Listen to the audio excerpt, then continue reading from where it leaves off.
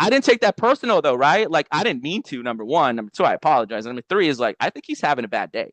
Yeah. Understanding how people work, understanding the mindset, it's going to keep you sharp. It's going to keep you, focused and ready to roll every day. Because that's what I tell my agents. Like when it's game time, when it's time for business, keep the personal, everything, keep it all away. You need to be zoned in. You need to be 100%. And I think that's what really helps me be a top producer.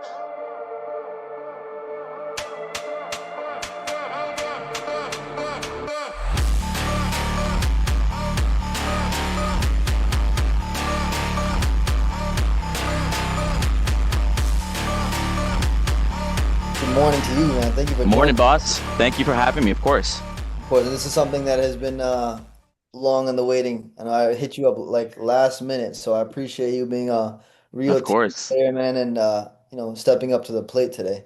Sure. No problem. Yeah, man. I want to start with giving everyone a little bit of background, a little bit about yourself, why we decided to have you, come up today out of all people. So I know you've been with us for just about 6 months, less than Hmm. just going on to 6 months now, right? A little bit over, actually. I think I started like April, like late April. So Okay, seventh month, if you will. gotcha. And you've been doing inbound since? Yeah, I started right off the bat with Call X. Okay. Harold was a little hesitant to put me on, but we managed to convince him.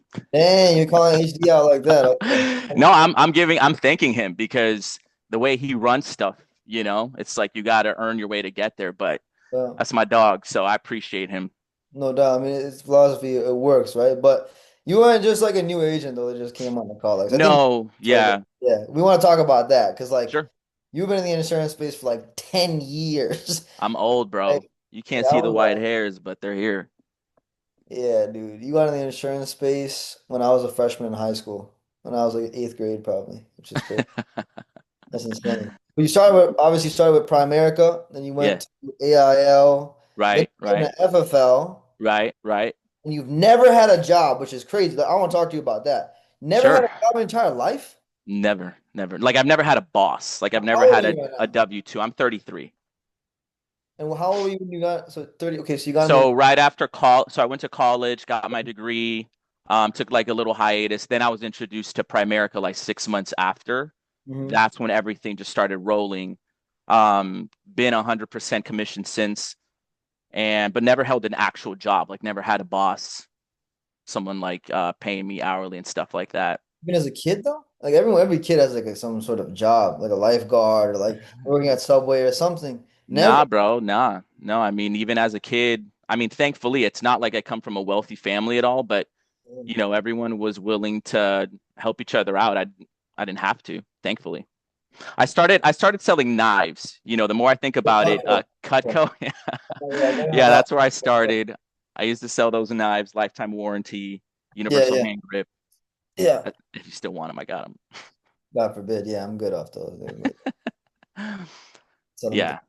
That's insane though. Okay. And so you've been 100% commission. You're tried and true. Okay. It's amazing. I mean, there's no doubt as to why you get on a call X as soon as you get here. That's for sure. You also have also had your first 50K issue paid month. Personally, Yeah. no splits at all. No splits, no splits. Thankfully, that happened just this month, actually. I thought it was 54,000, but it came higher at 64. I don't know if that's accurate, but I'll take it. Um, but yeah, first time ever. I mean, in my prior agency here, I think the highest was like 40, 45. And it was a grind. Not saying Collex is not a grind, but it's not the same. Like Mhm. Collex is such a blessing. I don't think people understand like me having worked so many different life transfer companies. Collex it's wild, like super, super good. But um yeah, I think just that was all of last month, 5 weeks, so 55, 64, whatever it was. You cool with talking about income? Yeah, we can talk about income. Yeah. Like how much did I make? I think officially like netted like probably like 45, 47.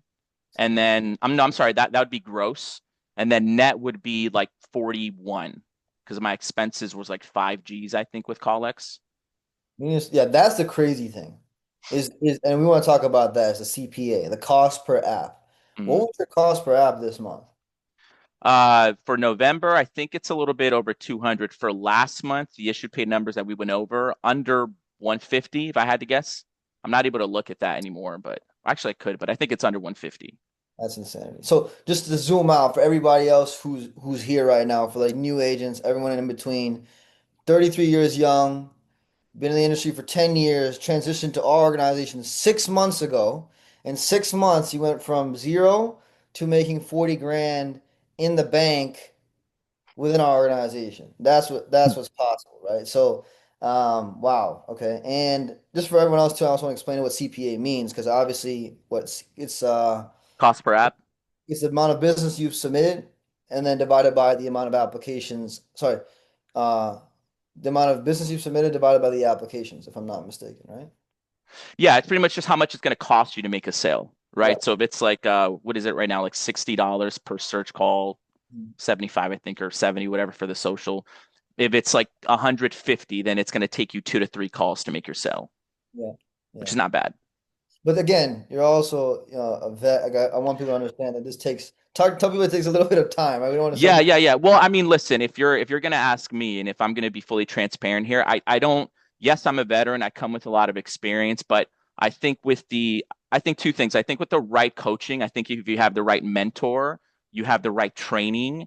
One, and then two, I think if you yourself are a coachable student, there's no reason why you can't do this. I mean, you can easily point to me like, oh, he's a veteran 10 years, but I could easily just point at Tina Wood right now. She's at 30,000. She's never, like done live transfer. So it doesn't have to be that way. I don't also want to give like a false belief, like, oh, you got to be in the business for 10 years to do this. That's not necessarily true either, though. Like you could come in hot if you study the right people.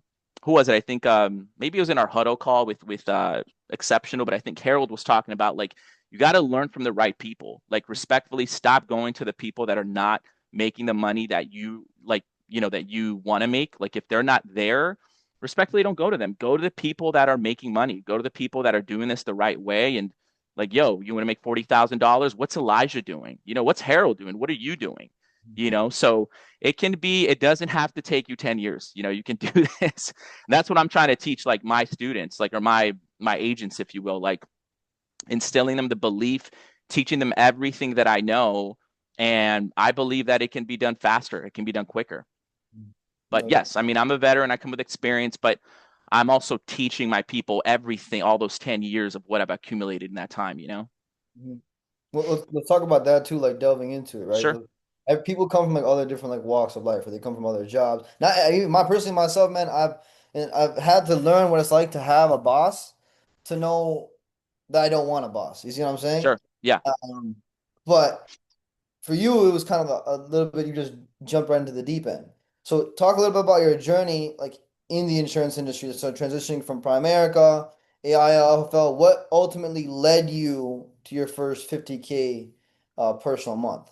Whew, I'll keep it short, but yeah. So I mean, I right after college, my cousin, I used to live in LA at the time, and she introduced me to Primerica, and Primerica, very thankful for Primerica, despite them, only having one product and being limited to term and blah blah blah. And I mean, I'm not a fan now of their products and stuff, but back then it's all that I knew. But they do a really good job of teaching you about money. They do a really good job of teaching you about business. The cash flow quadrant with Robert Kiyosaki, that people only make four ways. There's only four ways people make money in this world. Like you're either an employee, self-employed, business owner, investor. All that stuff just really exposed me, right? Because like school, I don't know the kind of schools you guys went to, but no school teaches you really about money. But you have econ class that's learn about the economy and supply and demand, but there's no real like effort even, and I'm not going to get too deep, but it doesn't benefit to for them to teach us about money and learn how to make money and how to have money work for us. So I found that fascinating. Like right off the bat, I was like, okay, like I come from a very poor family. My family's from Honduras, and honestly, like everyone, the majority of my family's poor, so like growing up in the hood, moving around different hoods, like and also I got exposed to like rich schools. Like I got scholarships to go study with like rich Jewish kids when I was little. So I learned a lot. I was able to see like, oh wow, this is what money looks like. This is how these families think. This is how they move. This is how they talk. This is how they live. So I think I was quickly able to see that, like, yo, me being brown, being Latino, being from the hood, all these kids are mostly white. They're all Jewish. Like, none of that shit matters. It's like you can make money, especially here in this country. Like, you can be rewarded for your effort. And I think I learned that at an early age, where it's like, just go to work, just go to work, study, compete, be respectful, be humble. I think all those things train me to, like, obviously become the man that I am now. But yeah, joining Primerica, learned a lot about money. Super grateful there. Full transparency though, I was broke the entire time though. Like, it was so hard to make money. They don't have leads. It's all referral based. So you got to go talk, right? If I see you at a gas station, like, man, brother, that your shirt looks so sharp. Do you keep your options open when it comes to making more money? Like, we get trained to talk to people based off their shoes. But all of that counts, right? Like, back then I kind of looked like a thug. I had a short haircut, like no beard, like I had like no credibility, but I had the willingness to go talk to people, and I'd be, freaking nervous, just sweating, like going up to people in suits and, hi sir, and I'd stumble my words and shit. But you just learn, you just Right, get right. better. And I actually stopped. So at the end of Primerica, I got exposed to Uber. That's like when Uber and Lyft started coming out. And I had a buddy, he was a pastor, rest in peace, he passed away, but he put me on. He was making more money than I was in Primerica, so I started doing that, still self-employed. Eventually came to American Income. And that's where I started making the most money. I think I made like $90,000 my first year. I didn't know what to do with that money. Like, I was super done with that money. And then from there, I think I was there, what, like 3 years. I worked out of like the Beverly Hills office here. And one of my best friends to this day, he moved to FFL. Like, he was slowing down with AIL. He moved to FFL. And then he hit me up one day. He's like, yo, bro, like, I just made like 4 G's in one day. And I was like, well, you're my dog. Like, you're going to have to show me, like, send me a screenshot of these direct deposits. Like, I know you wouldn't play me, but you got to show me. And he did. He sent me a screenshot of like his deposits, broke it all down. He's like, yo, bro, we just get paid more money here, higher comp, blah, blah, blah. I left AIL within 24 hours. It was a crazy way of me leaving, but that was it. I left, came here. Um, I wish I could say I've been here ever since, but the reality is that about like a year and a half ago, I quit FFL. So I quit insurance, and I was in this, I don't want to call it a weird place, but I was in a place of uncertainty, where it was just me and God, where like, I don't know what I'm going to do, but I know you're with me and I trust you. And like, you know, here we are. Like, there's so much context. There's some stuff I can't really talk about either, but I am just grateful and thankful to be here, truly, to have, people like you, like Harold and Samir. And it's all a team effort, and I'm just, we're thriving. So I want to really put more people on, as I'm back to building, and just help more people. Beautiful, dude. God bless you, man. And obviously you're trying to build now too, right? So Yes, yes, definitely want to talk about that. But this is the sure. thing, man. The best leaders have the greatest stories, man. And this in itself, man, is something special. Like, where your family now? Your family stays in LA, or where you? No, well, I don't have that much family here. Not to get like too personal, but like most of my family's in Honduras. Got it. So yeah, I'm actually gonna go there in 3 weeks and see my dad and my little That's brother. good, bro. That's what I was gonna say, man. Like you're doing so well for yourself, man. You got to go back home, and pay homage, man. That's Yeah, beautiful. well, I'm taking care of like half the family too, which is Yeah, credit to FFL, Collex, you guys. So God is good, man. God is good. the greatest, man. The greatest, that's for sure. No doubt. So, you got to also, you're back against the wall as well, man. You got a lot of people counting on you. So I think all in all, based off everything you just explained, you know, there's no question as to why you've been able to do what you've been able to do coming into this side of things. Because you had no other option but to, is what it sounds like. You know what I mean? So, no, I appreciate you sharing that. Sure, Now, sure. you know, what kind of like consistent behaviors or habits allowed you to stay productive long term? Hmm. Knowing that your back has been against the wall like all these years, this past 10 Hmm. years, even your whole life again, Hmm. right? You've always worked 100% commission. Hmm. And like it takes like don't take this the wrong way. I believe in the same philosophy. But you have to there has to be like it'd be a little bit crazy to like want to do that, right? To constantly live in that life of like just knowing that you have to go hunt. You're always hunting. You're in hunting Sure. mode all the time, right? So like for a lot of people that's crazy. But then for people like you and myself, I It's honestly would say normal. that, you know, having someone cut you a check every single couple of weeks, I think that's crazy. You know what I mean? Yeah, But can you yeah, tell me what kind of like habits or behaviors do you think, you know, ultimately, allow you to stay productive like long term in these yeah. past 10 years? And do you have like kids? Or are you married or anything like that? I don't want to get too personal, but like other than like what I have family. Yeah, I have kids. I have beautiful, kids. beautiful, beautiful. And I think one thing that, I can share, it's you guys can, maybe I think a lot of you have read this book already, but Rich Dad Poor Dad. I think that's such an excellent book. Won't get too deep into it, but going back to the cash flow quadrant, Yes. I think that people, you know, um, what does the Bible say? Like when people lack vision, they lack restraint. Like when people don't know where they're going, they're just going to go anywhere. And to tie that into Robert Kiyosaki, Rich Dad Poor Dad, he really teaches you about money. That cash flow quadrant, that cash flow quadrant is it just teaches you like, yo, there's four ways of making money. Where do you want to be in those four quadrants? Number one, it's an employee. You have a boss. No disrespect to everybody that has a job that's had a boss or currently has a boss, but like the reality is your boss will control a lot of your life. Whether you like it or not, they're going to control your schedule. One. Number two, they're going to control the amount of money that you can also make. Right. So it's like, can you see your family now? You got to check in with your boss. Well, can I make more money? You got to check in with the promotion, blah, blah, blah. So that's the first thing. The second one is self employed. Now you're your own boss, but you're a team of one, which is better. But then it's like if you don't work, you don't eat. Right. So if Marlon gets sick for a week, yes, he's self employed. He doesn't have to check in with anyone, but he didn't make any money for that week. Right. Then he talks about the right side business owner. You have a team, you make money. So I think that will really help people see this for what it is and help them make that decision. Because I think me being exposed to that early, that's where I was like, well, respectfully, why would I want to have a boss? Why do I want to build someone else's legacy? And I understand everything's a journey. Timing is everything. Maybe you do want to do that for a little bit to get some experience, learn, get better, and then start your own thing. But I think number one, like that was a big exposure. Highly recommend that book. But going to your discipline and behavior, the number one thing for me, man, and I should know the verse here, but I know what it says. It says, "As a man thinks, so he is." Hmm. That is a verse in Proverbs, and I live by that. Like I'm not gonna get religious or anything, but I really do believe in Jesus specifically, and I believe his words. And he says, "You are what you think." So like if you're only making $100,000, that's because that's what you believe of yourself at the moment. If you're making less than 100, that's what you believe of yourself at the moment, and that's okay, right?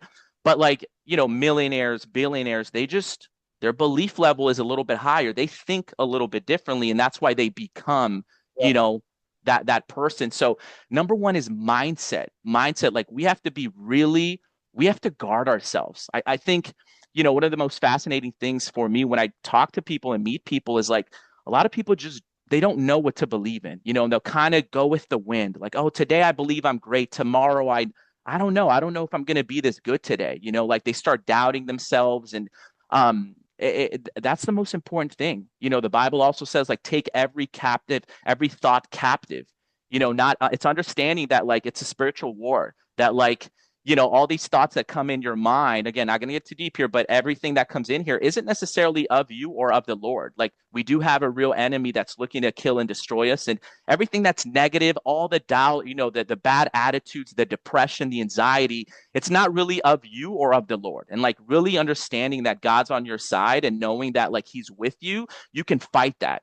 Right. Yes. Because this is bigger than life insurance. This is bigger than money. It's bigger than FFL. This is just about living a good life, living a healthy life and being a solid person for yourself and your family.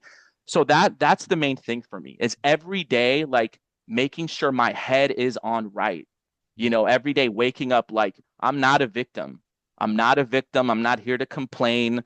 Let's find solutions. Let's work hard. What can I control? Like this stuff sounds so cliche-ish. Don't let it sound cliche-ish. Don't let it go through one ear and out the other, right? Like we always talk about there's two things you can control. It's your work ethic and your attitude.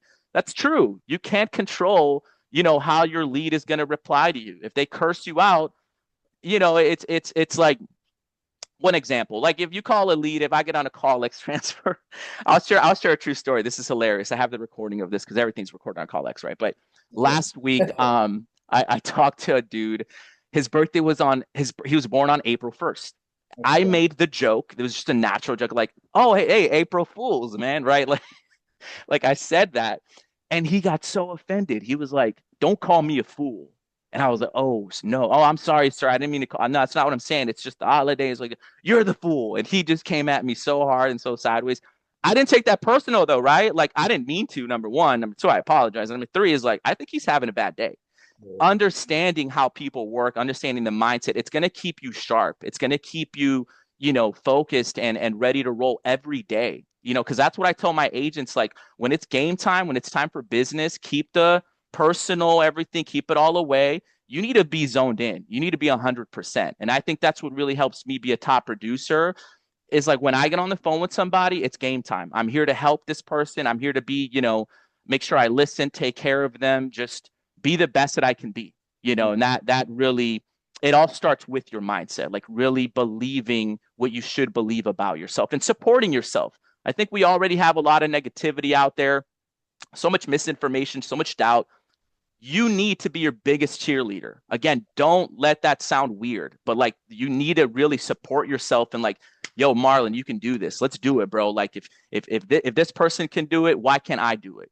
And really reading and meditating, whatever you have to do to make sure your mind is sharp and in a good place. So I think it starts there. I wouldn't really, I don't get too deep in like, the other things because if I can be fully transparent, like Colex is pretty easy. Like it's just 12 to 5. Like I don't really need to do much except just make sure I'm on and stay on Brian's good side. um, that's about it. Like everything else is just mindset. No, it's beautiful, man. And honestly, I want to touch on a few things that you said because they're Sure. absolutely true. Like living in delusion, right? Like that's the thing about highly successful individuals is that they live a life of delusion, right? Even in a point in time when like everything around them is not in the right place, but while they're living their life, they're still in the belief that things are going to work out in their favor. I actually, it's funny, I'm not trying to put Harold on the spot here. He's not even by his desk, but I actually heard something from one of his close friends. So when Harold was in his younger years, apparently, he and him and his wife were like, when they were the first few years of them getting married, he used to have this mirror in his room allegedly. But he had all these post-it notes, and every morning he would blast like motivational. This was before he was able to build what we have today. But he would blast like motivational speeches and like all these like affirmations he'd read out to Yeah. himself in the mirror. Like every single day he would do this Yeah. stuff. Yeah.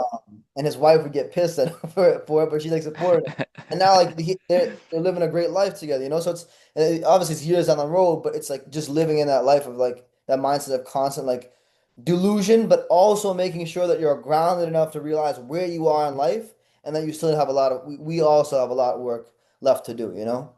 Samir is a savage. Yeah, I mean it sounds look, if you would have asked young Marlon that, like me at 23, like, hey, talk to yourself in the mirror, I would have been like, that's so gay. Like, I'm never going to do that. Excuse my language. But, obviously I've matured, I've grown up. Like, I get it. It's like, this stuff is real. And, I wouldn't say it's delusion. I wouldn't say it's delusion. It's like, it's just vision. It's like, like if I could tell everybody here, I don't know how many people are on, but like if I could say, hey, if there's one question I want you to ask yourself after this call, or when you're by yourself, I would want you to ask you like, what does God say about you? Not what you say, not what Harold or Samir or Ian or Marlon. What does God say about you? Right? And I think that's where it starts. It's going back to the source. It's going back to like if you want to be a top producer, like why are you going to go talk to somebody that's not a top producer? So if you really want to learn about your identity and who you are, and you really want to have a high self belief and just be confident, well, what does God say about you? And just to give you an idea, he said, if I am for you, who can be against you? So it's just understanding that you're not alone, understanding that you've got way more help than you think, not just from the Lord, but with us, like this team here. There's so much help, like freaking Samir, a week ago, whatever, like we got on the call for an hour and a half. Like it was a Friday. Like bro could have been having dinner with his family. I appreciated that. 2 hours later, called Harold. He like at 10:30, got on the phone with me for like 45 minutes. Like the support is here. Like, do not isolate yourself. Do not stay alone with your thoughts. Listen, we're all human. We all battle through this. I'm not saying I'm perfect. I'm not saying like Marlon, never has. It's just like knowing, it's understanding patterns and it's understanding fights and how things work. So we really got to use ourselves. We really got to check in. Sometimes, man, sometimes we gotta cry, bro. Sometimes we just gotta let it all out and just like just release whatever's on the inside and get back in the game. But um, we're a family here. I think that's one of my really favorite things that I'm learning about this agency. Just full transparency, came from an agency that was really cool. I mean, nothing really bad over there, but there's a lot more leniency, a lot more. Hey, just do whatever you want. That's cool, but it didn't really work out, because everybody just started kind of drifting. And here it's more of a tighter ship. You got to be on here, you got to be on there. But like and I want to do it. I never feel forced. Like fuck, these guys want me to get on. Like I never think that. I just okay, let's do it, let's do it. And then people will come in and join. So I think if we can just continue to do that, it'll and especially for the people that are not doing it, if you can engage and put yourself in these rooms and have these convos, I think you'll be surprised like how many people are willing to help you. Mm. No doubt. No doubt, man. I also want to shift this over Sure. to like more like the sales stuff. So like Yeah. talk to us a little bit about like your exact structure of your sales presentation from like the intro to the close.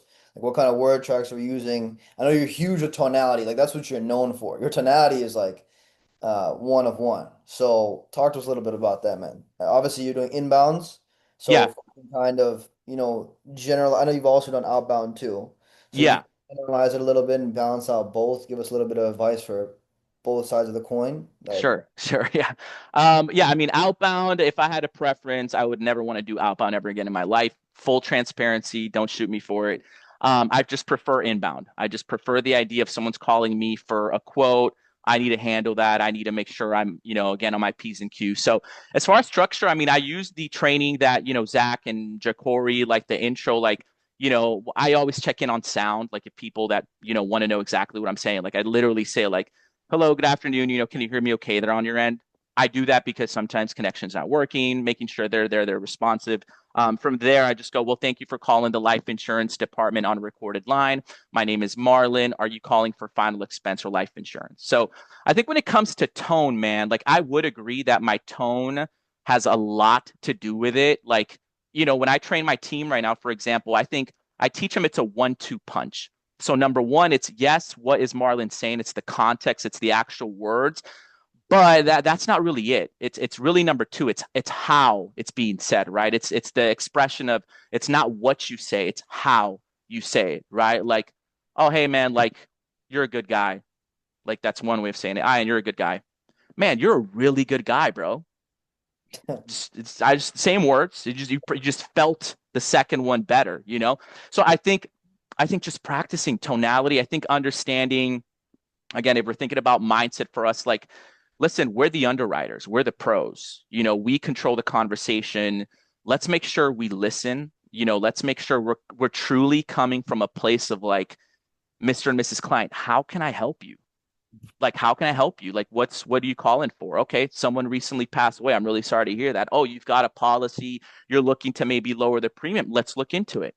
It's not overthinking. It's listen, it's a lot of practice too. Like I'm pretty tough as a coach. I'm not gonna lie. Like I don't know if Jocelyn's on here, but like this girl, I trained her for like 3 weeks. I wouldn't let her get on colics. Like I'm like, you're not ready. Like we have to. This tone has to be on. Like you need to make sure you know where to take it. If they hit you with this objection or this scenario, where are we going with that? But it's not that hard. Don't overthink it. It's just it's being it's being like nice, sure, and kind, but also like assertive, not passive, where they're going to control you and, oh, we're just going to talk about everything but insurance today.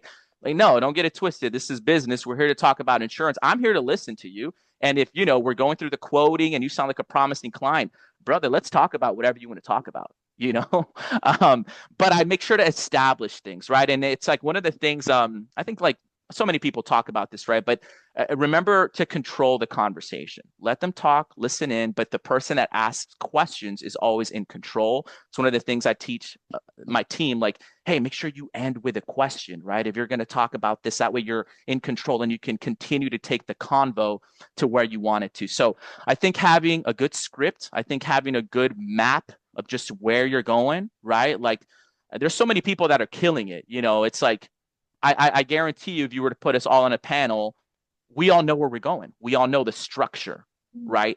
Um, But yeah, tone is it. Like how you say something makes such a difference. The way you pause, the way you, I think someone said it right now, the way you enunciate, the way you say the tonality, like, hey, if we're going to talk about something serious, well, I might slow down, I might get a little bit higher pitched. And I would challenge, like, I know that for maybe some people that's going to feel fake. Like, oh, well, I'm just not like that. I'm just not, I'm kind of just monotone. I would challenge you. Well, listen, it's going to make you a lot more money and it's going to make you better if you can work on that. You don't have to get fake, right? Because you still care for the client, but you definitely want to work on the tonality. You definitely want to work on, maybe emphasizing a little bit more, slowing down. We talk to seniors. You don't want to be, it's like, understanding your clientele.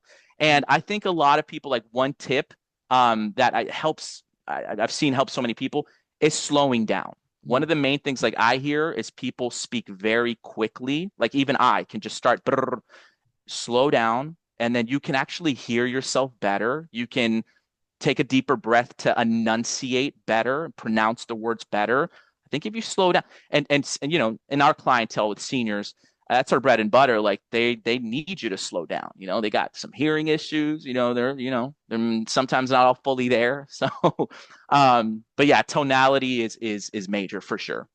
Now, this is the thing though, man. It's like it's tough to teach that though. Like how? Because look, when I'm speaking to you right now, Hmm. I could read a script, like Hmm. read a script for like a new agent coming into the Hmm. business, right? Hmm. Not hard, right? Most No. people know how to read. I mean, I would hope that the bare minimum we're hiring people who know how to read, right? But like, how do you teach tonality? Yeah. How do you go about teaching it? Yeah, I mean, I don't think it's actually that hard. I mean, I think in theoretically it sounds hard. Like, man, how do you teach that? But here's the reality: is that someone taught me. If I break things down, I wasn't born this way. I wasn't born like, oh, he just from a baby, like he's been talking this way. Like, it's just you. I've been listening. Like I said, I listen to people that, like, yo, this person's really important. They're up here politically, or they have money.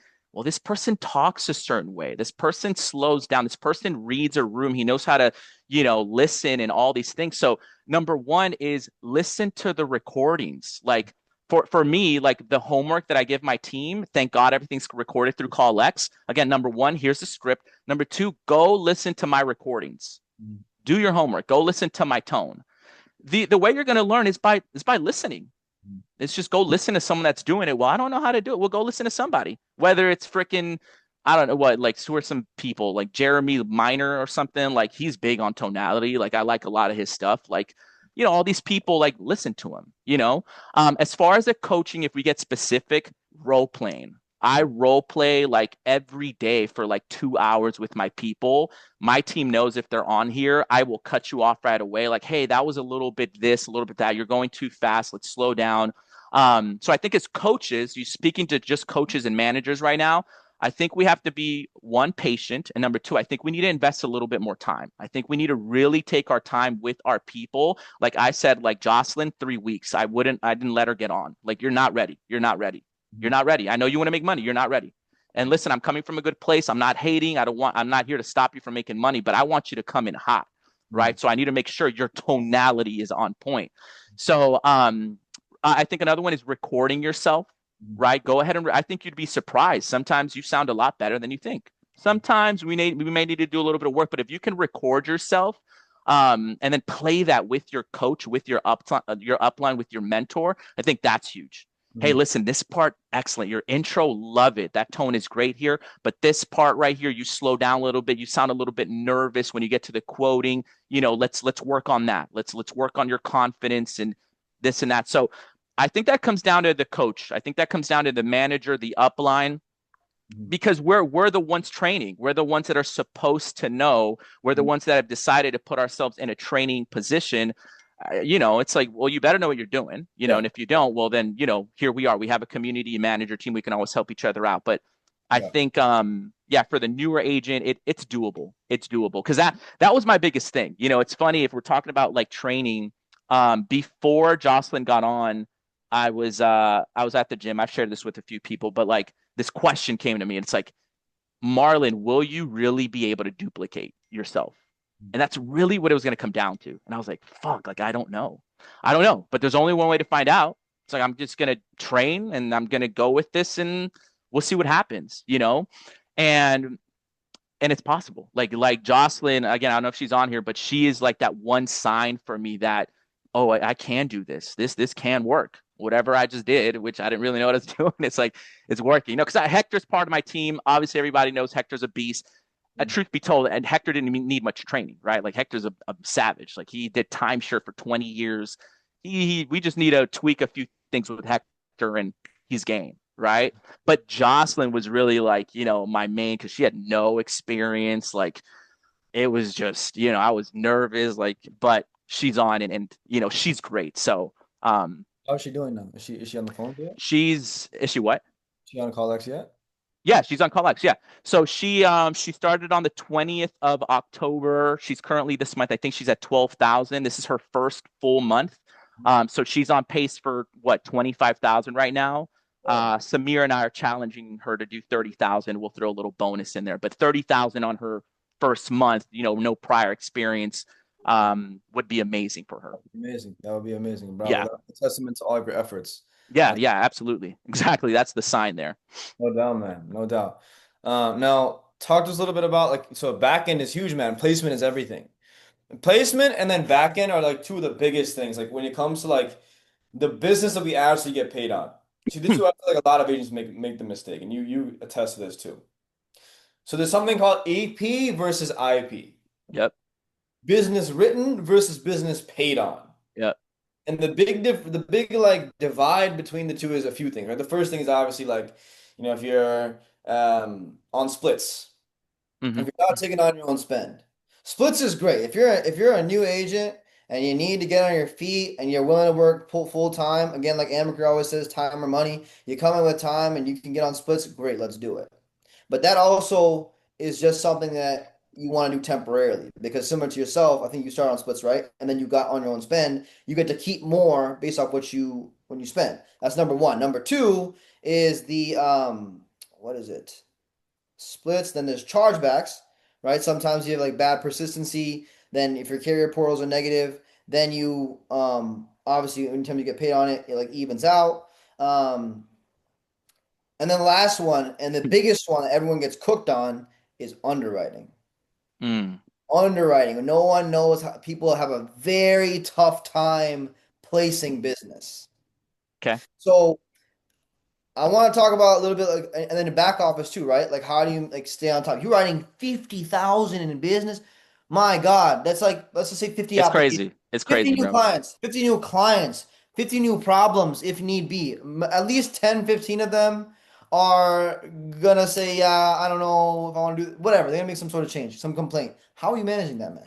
What Yeah. systems are you using to stay organized, such as underwriting, checking notes, carrier selection, pending, follow, all that? Talk to me. I'll just be completely honest. Number one, I hate doing all of that. I hate doing all of that. Number two, I'm not good at it. So what I did is I hired an assistant. So Okay. um, one of the things that I told myself joining this agency and one of the main reasons is just the leaders like Samir and Harold, like, okay, these guys are doing things that I want to do. And more than anything, they're staying in business. So just to keep things short, I told myself initially on I was not going to be cheap. One of my biggest issues in my last agency is that I was cheap. I was making money, but I didn't want to pay an assistant. I don't want to pay this. I don't want to pay that. I was like, no, more money for me. Fuck that. Excuse my language. Um, I'm sorry.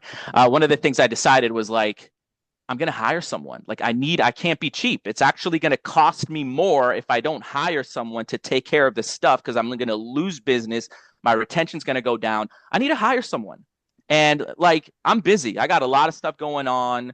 Like, I can't do it all. That's another thing. It's like, you can't do it all, right? Just look at Samir and Harold. Like, you're part of the team. They got like 20 staff members. Like, freaking look at how many breakout rooms it's a team effort. So number one, I'm just being honest, I hate doing all that. I hate calling carriers and it's not that I hate it, but it just takes a long time. It's like I'm worth more on the phone. So I got an assistant. We have and I wish I could tell you what it is, but she handles that. Like, hey, you need to do the Excel sheets and like I don't even know how to do any of that stuff. Just I didn't learn that, right?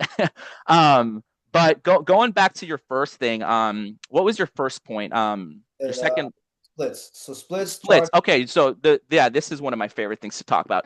I'll just be honest. You guys can hate me if you want, but I am shocked as to how many people are on splits. Yeah. Just be complete transparent. I am shocked when I look at call X and it's like, wait, you don't pay for your own leads, you don't pay for your own leads. Harold paid for my leads the first month. I came in broke. Full transparency, came in broke. I took a 1.5 year break. I didn't know what I was doing. Money was running out. Yo, get me on live transfers, please. Mika, can you talk to Harold? Thank you, sir. Harold, please. All right, thank you, sir. He let me get on. He put me on the splits. When I saw how much money was made, and then when I saw, respectfully, I love HD, but when I saw how much money I was making Harold, I was like, no, like I need to pay for my own leads next month, right? And I did that. Full transparency. I wrote a policy on a friend. I got $3,500 payout. I'm still paying that monthly, but I took a risk on myself because I didn't have money. I got that $3,500 advance from FNG and boom, I just flipped it. I'm like, okay, because I needed that month. Like I think splitting, starting off like that, I think it's smart. Hey, we don't know how you're gonna do. You need to get a feel for everything. Start off with a split, no problem. Do you want to stay and splitting forever? I guess to each their own. To me, when you look at math, this is all math. I'm like, bro, you could have had another 5, 10, 15 G's in your pocket.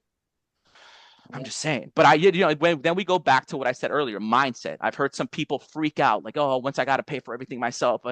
It's not that. No, it's not that serious. Like you already, if you can do it, you're just gonna front the bill. Don't overthink it. You can do it, right? Two So different crazy. That's what it is, dude. It's the what'd you say? What'd you say?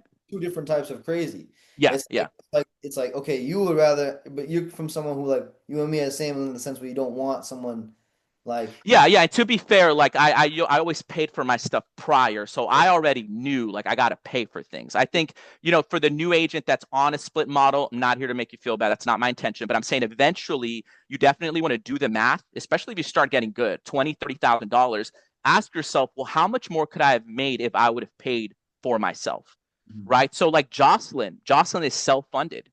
She's not on any splits. My new agent, like that's one of my main things where I want them to be self-funded just because they just make more money that way. It's not on any there's no other weird incentive here except that like you will make more money if you self-fund yourself.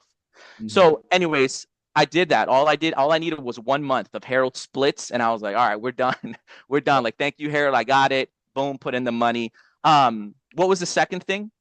Uh, Placement? so No, it no, that's was the third one. Retention. retention. Retention. Last thing was like underwriting. So I think retention, man. I mean, I wish there was. I wish I'd had the sauce. Like, hey, man, you're never gonna get any chargebacks if you do this. Not possible. Chargeback number one, chargebacks will happen. So I think let's start. Let's get that out of the way. Let's just tear the band-aid off. You will get chargebacks, right? It's not even the best agents. No one is perfect, but yeah, I do believe there are things you can do. I think it all starts with that initial call.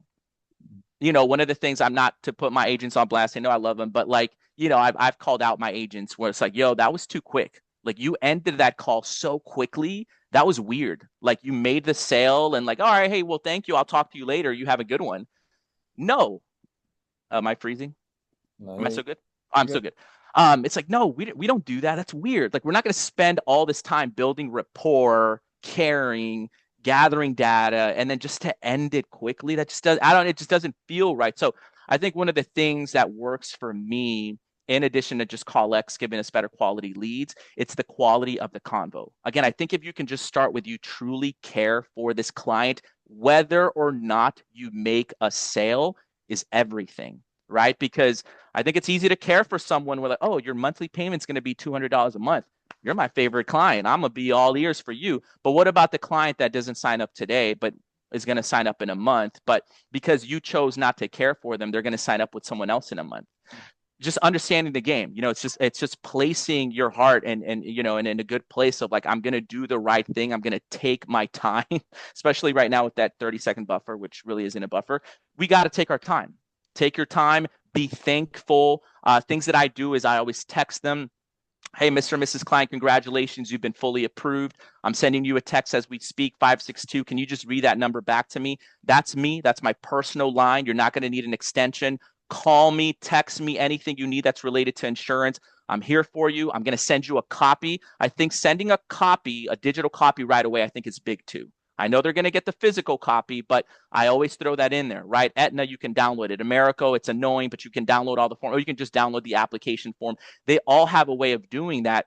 Go the extra mile, download that application. Mr. and Mrs. Klein, I'm going to send that over right now just for your records. You can also text it, right? You can download it and email it to yourself. And so all those steps, man, I've learned. And one of the biggest things that has shocked me is the amount of calls I'll get. Because like you said it, writing 55,000, yeah, that's great. Making $45,000 a month, cool. Bro, the amount of calls I get, I'm in the West Coast. My clients call me at 5 in the morning. Hey, Mhm. did my payment go through today? Hey, is my policy gonna? Sir, I'm sleeping. Can I call it? Like, yes, I won't even pick up, but like I'll send a text. Hey, miss, I'm in California. I'll call you right when I get in the office. But those are really good signs, right? Your client's calling you to check in. That's what you want, right? Because, bro, before I was such a hit it and quit it agent, where it was like, I got my cell, peace. You call me like, who are you? Oh, you're my client. How you doing? It's like, bro, it's so unprofessional, right? And it's like now, like, bro, they're all written. Like, okay, Ian, California client, right? Mika, Rhode Island client. Like I even on my phone, like they have Aetna, it's 20,000. America, just bro, when they call me, if Bob calls me, Bob, how you doing? It's Mhm. not, hey, who is this? Yeah, yeah, That's yeah. big, bro. It's like, oh, you care. You saved me. You remember me. All of that leads to retention. I'm not doing this yet, but one of the things that my assistant threw my way is like sending cards to my clients, like just like little thank you cards, whatever. Write something nice in there. Throw a little like, hey, if someone else comes to mind, you can send them my way, referrals. All these little details go a long way. And just remember, like, we're also consumers. Like, think about the times you have been made, someone's made you feel really good, right? When you go buy something, like, man, that person was really good. I like you, bro. I like her. She's so sharp. She had a lot of respect for me. She was very attentive. She was detailed. And she made me feel like she cared for me. And that leads to me trusting her. We've all had that. We've all been somewhere, we've bought a product. So we got to think that way. Like that's how we want to be. That's going to help you with number two. And then placement as far as underwriting. I mean, I'm working final expense. I know that like the mortgage protection that might be a little bit tougher, but I think in addition to studying your script and all that, study the underwriting sheets. Mhm. Like take your time and study them. Also go learn like, well, if someone has AFib, COPD, and for the new agents, don't worry too much about that. I mean, you've got, the genie, you've got your uplines. I do it on our WhatsApp group. Hey, 48 years old, male smoker, boom. Just throw it in the chat. If you've got nobody, throw it in the general chat room of the Discord. Someone will help you. That way we can help you place it. One of the strategies I used to do was with Aetna. Aetna allows you to call them right away after they get declined, and find out exactly why they were denied. Let me know if there's another carrier that does that. I don't know if there is, but that was one of my biggest like reasons why I like to use Aetna was because of that. You could call them and it's like, oh, well, in 2014 they had this, and because then and then I just take that info to Mika, right? And then Mika's like, oh, well, do this, go to Liberty. So placement is big. I don't really have an issue with that because I'm dealing with final expense, so it's kind of quick. We just know right now it's Americo, Trans, Ethos. If all else fails, fucking Corbridge, Gerber, whatever. But I keep it simple. I mean, you shouldn't. And America is like always, they would always kind of will give you an answer. Like, I don't think unless you got to activate your non-resident, but even then it'll tell you it's approved. So I think for like new agents, just stick with like the simple carriers that everybody is using. Don't get too fancy with it. As you progress, remember you're gonna learn. You'll learn the underwriting. You'll run into so many people with diabetes and neuropathy that boom, now you've got it in here, and it just becomes automatic. So be patient with yourself and just stay with it. Just don't quit. Like keep going. No doubt, man. No doubt, dude. You touched on all the points, man. You hit everything from obviously your background and sales process, front end, back end, everything in between, man. I would have loved to have the time to ask you more questions about like leadership stuff like that, but I think we are short for time. I do want to Yeah, no give worries. the opportunity to ask you some questions I'm sure they might have. Okay. Um, Dude, I appreciate you so much for joining Of us today. course, of course. Thank you for having me. If everyone No can issues. unmute and say thank you to Thank you Marlon, so much, Marlon. especially joining Thank us you. last. Thanks, Thank Marlon. you, bro. Thank Thank you. you, Where they have Marlon. control Real of the team player, policy you know? That was until great, Marlon. Thank you guys. No problem. You feel the love, bro. God's plan. You're turning an old man into a God's plan. Come on. Oh.